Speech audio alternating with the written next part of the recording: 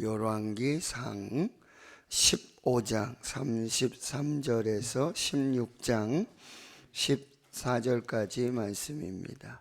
구약성경 542페이지 열왕기상 15장 33절에서 16장 14절까지 말씀입니다. 하나님의 말씀 함께 한 목소리로 읽겠습니다. 유다의 아사왕 셋째 해에 아히야의 아들 바아사가 디르사에서 모든 이스라엘의 왕이 되어 24년 동안 다스리니라.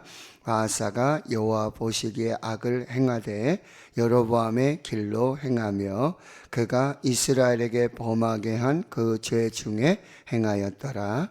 여호와의 말씀이 하나니의 아들 예후에게 임하여 바아사를 꾸짖어 이르시되 내가 너를 티끌에서 들어 내 백성 이스라엘 위에 주권자가 되게 하였거늘 내가 여로보암의 길로 행하며 내 백성 이스라엘에게 범죄하게 하여 그들의 죄로 나를 노엽게 하였은즉 내가 너 바아사와 내 집을 쓸어버려 내 집이 느밧의 아들 여로보암의 집같이 되게 하리니 바아사에게 속한 자가 성읍에서 죽은즉 개가 먹고 그에게 속한 자가 들에서 죽은즉 공중에 새가 먹으리라 하셨더라. 바아사의 남은 사적과 행한 모든 일과 권세는 이스라엘 왕 역대 지략에 기록되지 아니하였느냐? 바아사가 그의 조상들과 함께 잠에 디르사에 장사되고 그의 아들 엘라가 대신하여 왕이 되니라.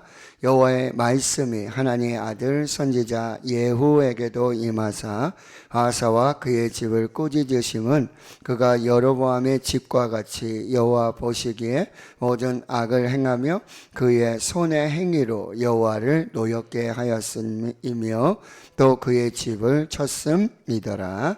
유다의 아사왕 제26년에 바아사의 아들 엘라가 디르사에서 이스라엘의 왕이 되어 2년 동안 그 왕위에 있으니라.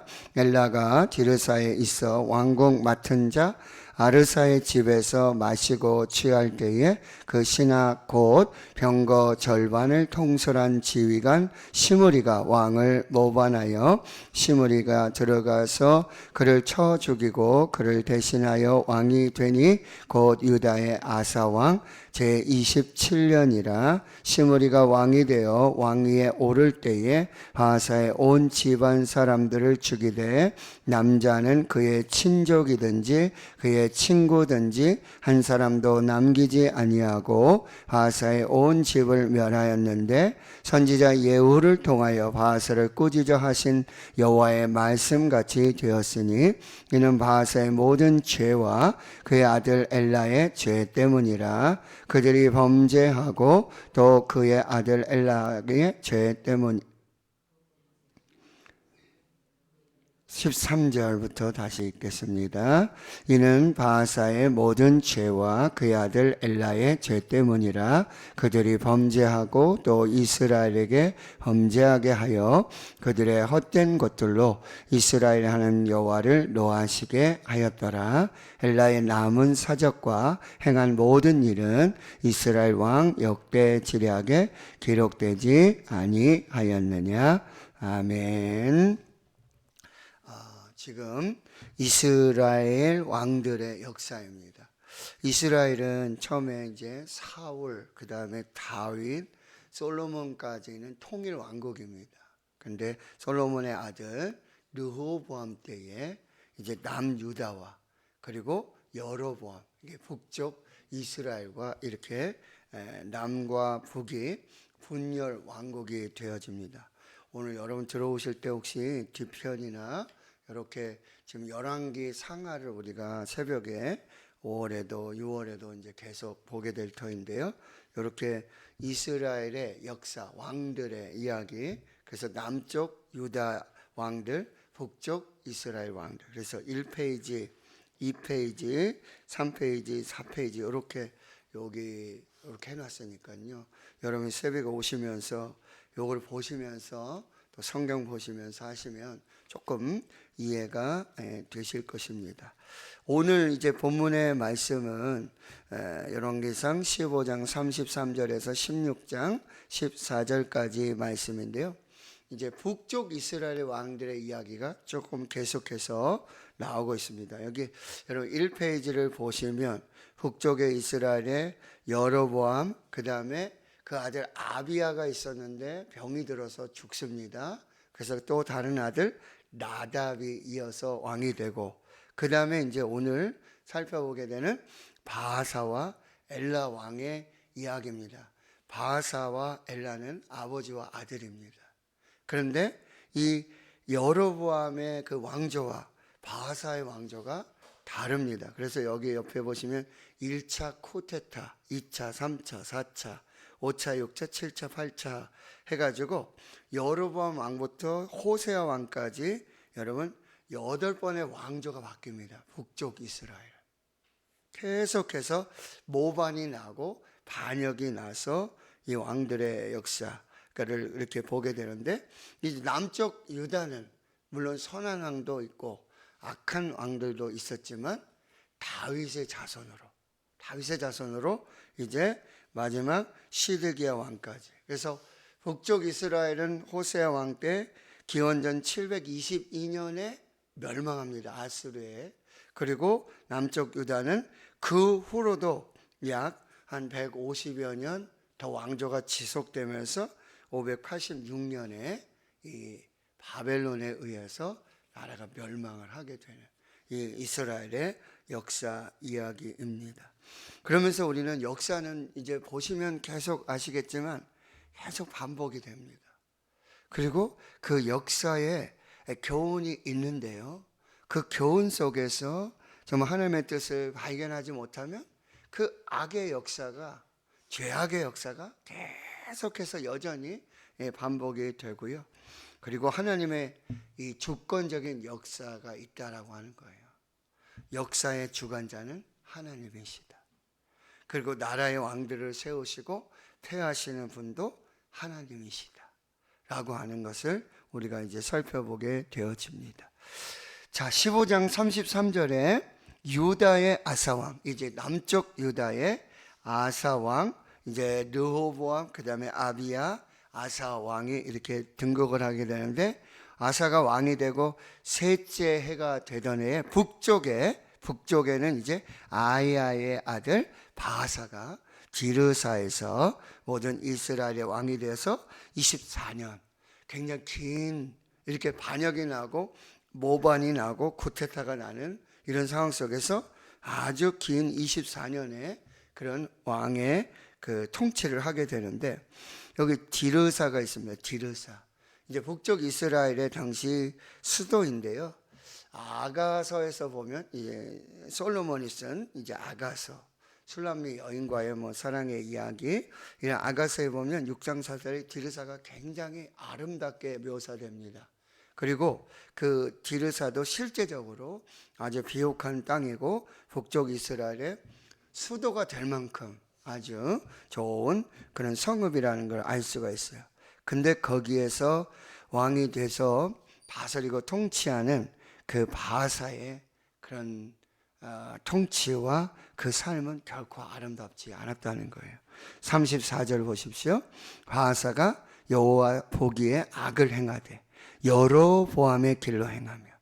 여로보암은 사실 말씀드렸지만 북쪽 이스라엘의 첫 번째 왕입니다.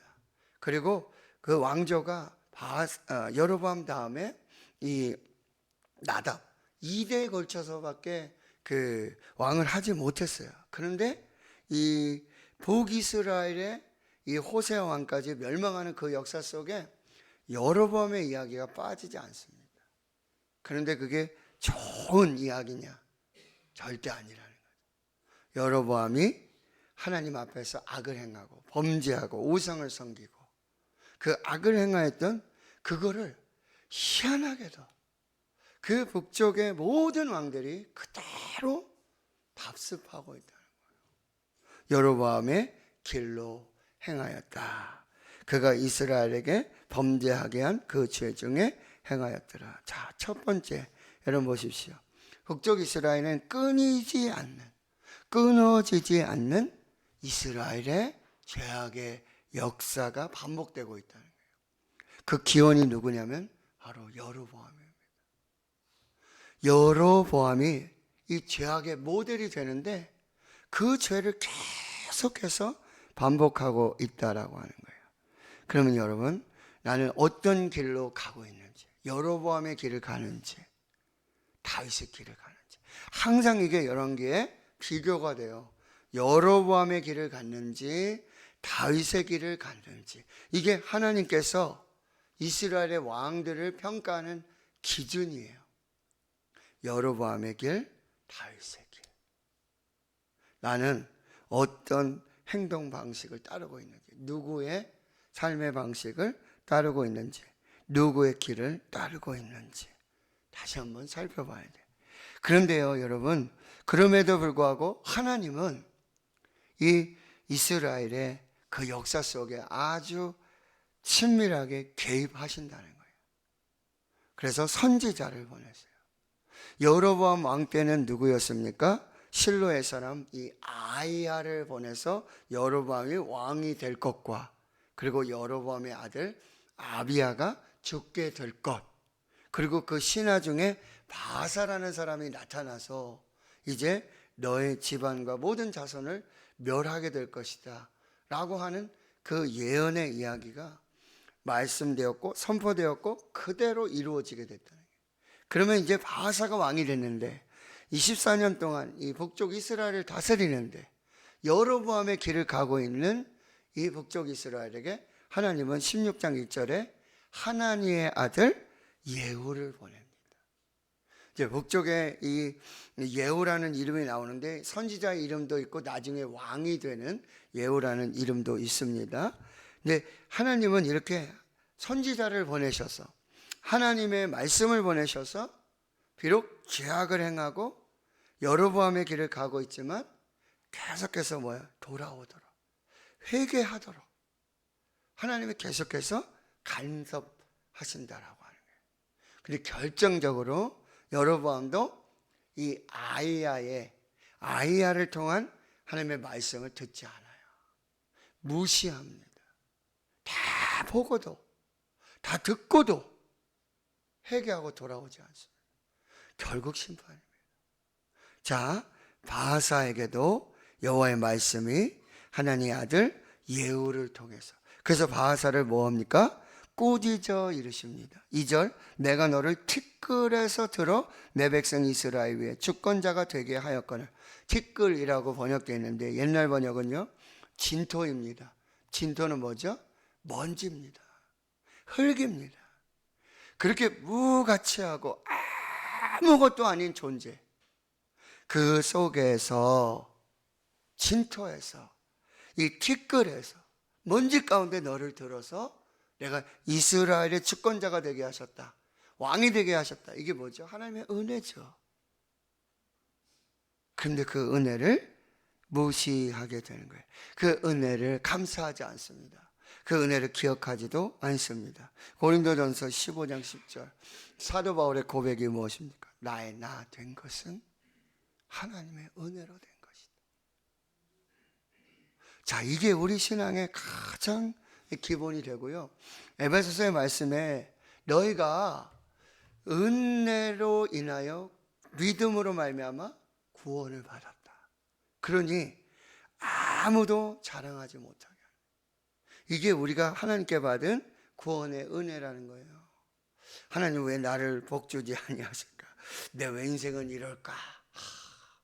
왜 이렇게 가난할까? 왜 이렇게 뭐가 안 될까? 왜 우리 자녀들은 왜 이런 삶일까?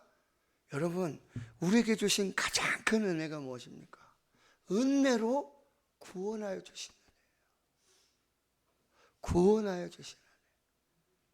그 죄악에서, 죄와 사망으로 죽었던 우리를, 나를 구원하여 주신 은혜. 이 은혜를 오늘도 우리가 기억해야 되는 거예요. 근데 2장 하반절에 보면은 네가 여로보암의 길로 행하고 내 백성 이스라엘에게 범죄하게 하고. 여러분, 바사만 그런 게 아니에요. 지도자가 그렇게 악을 행하고 범죄하고 하나님을 떠나면 여로보암의 길을 가면 뭐요? 그 백성, 그 나라 모두가 다 여로보암의 길로 가게 된다는 거죠. 그게 죄가 되고 하나님을 노엽게 하게 하시고 그 다음에는 심판이에요. 3절, 내가 너 바하사와 내 집을 쓸어버리겠다. 다 불살라 버리겠다. 그 죄악을 다 불태워 버리겠다. 그래서 내 집이 누구와 똑같이요? 느바세 아들 여로보암의 집같이 똑같이 그렇게 심판하게 됩니다. 바하스에게 속한 자가 성읍에서 죽은 즉 개가 먹고 그에게 속한 자가 들에서 죽은 즉 공중의 새가 먹으리라. 이게 뭐예요? 아주 공개적으로 모든 사람들이 보고 알도록 그렇게 심판하시겠다는 거예요. 그리고 여러분 5절 이하에 보면 바하사의 남은 행적, 행한 일, 건세, 이스라엘 역대의 지략에 기록하게 되죠.